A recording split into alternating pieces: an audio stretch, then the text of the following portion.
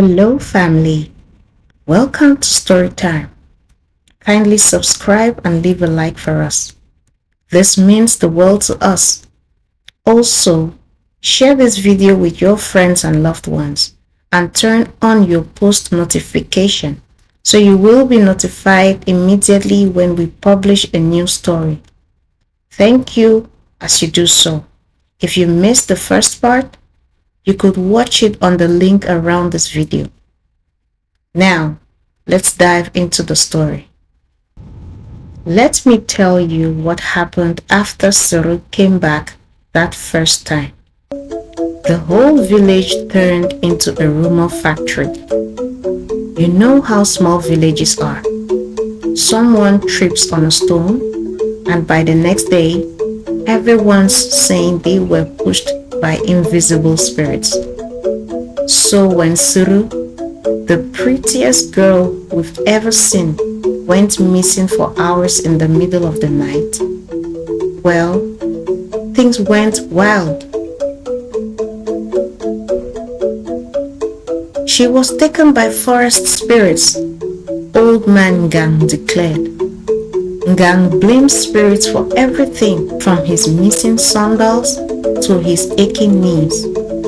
Mark my words, the forest doesn't let anyone go for free. Mama May had her own theory though. She swore SIRRI had run off with a handsome city boy who was too good for the rest of us. As if any city boy would make it all the way to our village without getting lost or eaten by mosquitoes. And then there was May's personal vendetta. It's a curse, she snapped. SIRRI refused to marry my son. No one turns down my boy without consequences.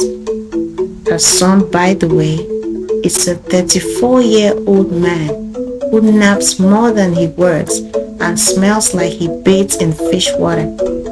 SIRRI dodged a bullet there, trust me. Anyway, SIRRI acted like it was no big deal. She just walked around the village, smiling like she didn't know half the town was ready to start chanting and sacrificing chickens to save her.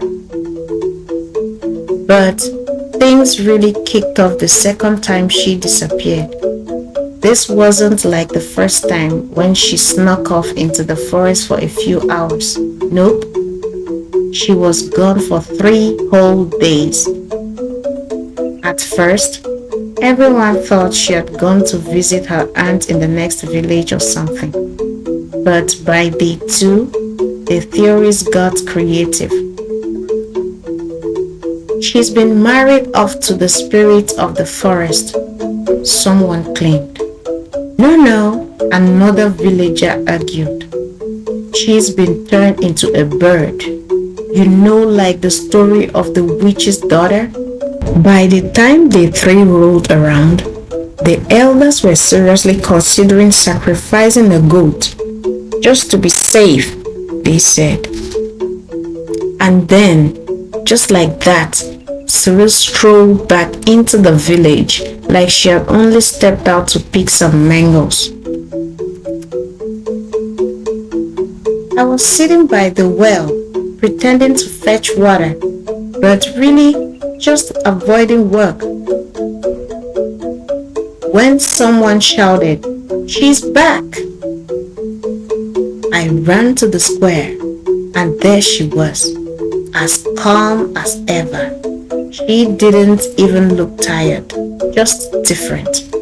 Her eyes had this faraway look, like she had seen something the rest of us couldn't, and her smile, it wasn't her usual playful grin.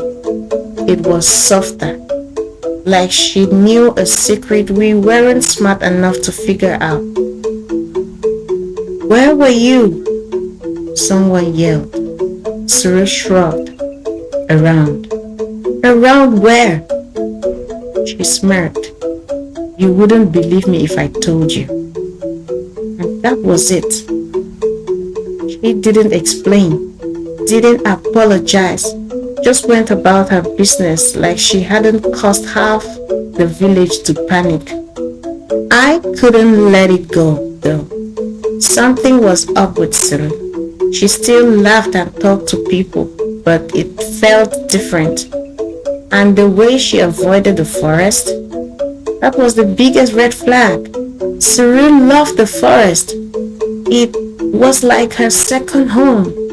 Now you couldn't pay her to go near it.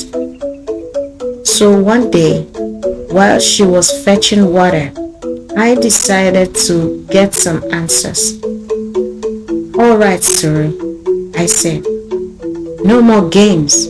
Where do you keep going?" She raised an eyebrow.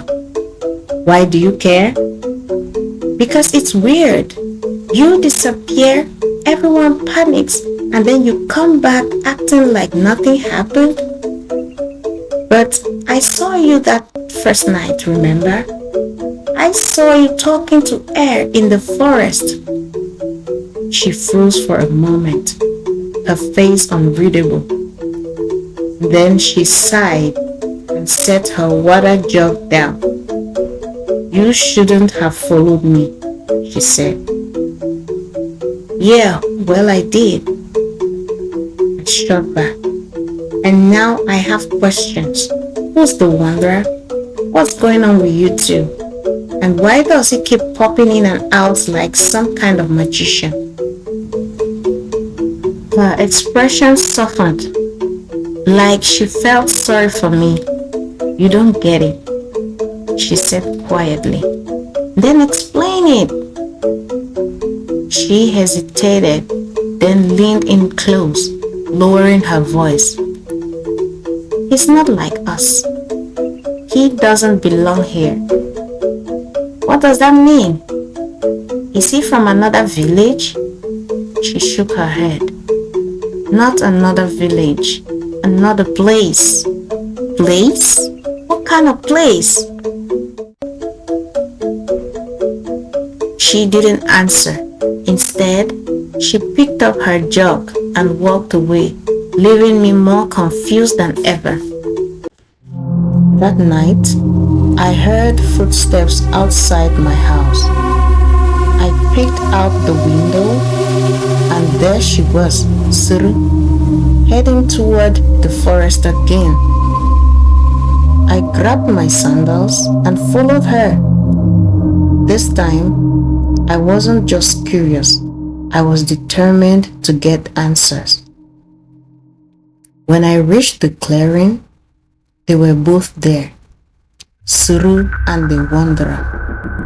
They weren't talking, they were just standing there, looking at each other like they didn't need words. I stepped on a twig, and both of them turned to look at me. "Seriously?" SIRRI said, annoyed. The wanderer sighed. "You again?" "Yeah, me again," I said, trying to sound brave, but probably looking like I wanted to pee myself. "What's going on here?" The wanderer stared at me for a moment, then said, "You wouldn't understand. Try me." SIRRI stepped forward, her face calm. "It's not something you can explain. You have to feel it, and even then, it might not make sense." "That's not helpful," I said. She smiled, a sad, knowing smile. "Exactly." Before I could say anything else, they both started glowing. Yes, glowing. Then, just like that, they were gone. Poof. The next morning, SIRRI was back in the village, acting like nothing had happened. And me? I didn't ask any more questions.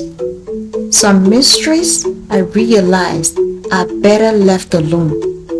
Or maybe I just didn't want to risk getting another vague answer from the wanderer.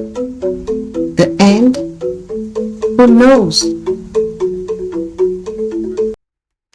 Anticipate the unfolding of the scary revelations and secrets Siri exposed to the villagers that led to her doom, and sudden phobia for the forest that was her most preferred place. Thank you so much for watching. Tell us how you feel about the story in the comments. What do you think about Siri's attitude?